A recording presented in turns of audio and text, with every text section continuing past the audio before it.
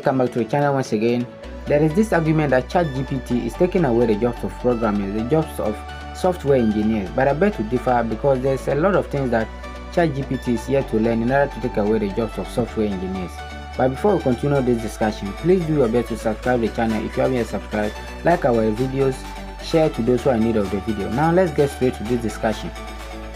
ChatGPT is an AI tool that can do pretty much good stuff. It can write a code from scratch, it can write a story for you, it can do anything you just ask it to do, it can write it for you from scratch.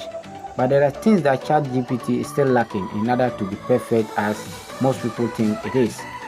Now, for instance, let's say you have given it an instruction to write a code for you to organize some files in your company or in your project.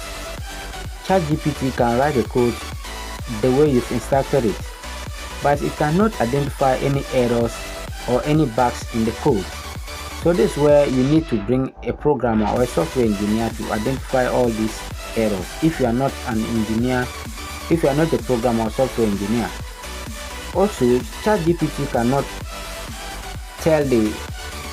cannot identify or cannot say that this is exactly the way I want the code to be.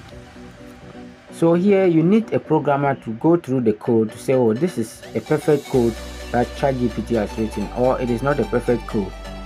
So all these stuff, we need programmers to do that for us.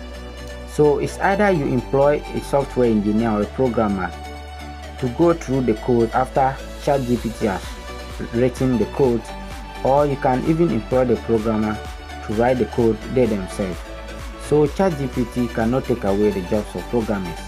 We still need programmers in the world, and if you are a new programmer, if you are someone who is yet to join programming, there's no need to panic because ChatGPT cannot take away your job. If you enjoyed the video, please give us a like, make sure to subscribe before you leave the channel, also share the video to those who are in need of it.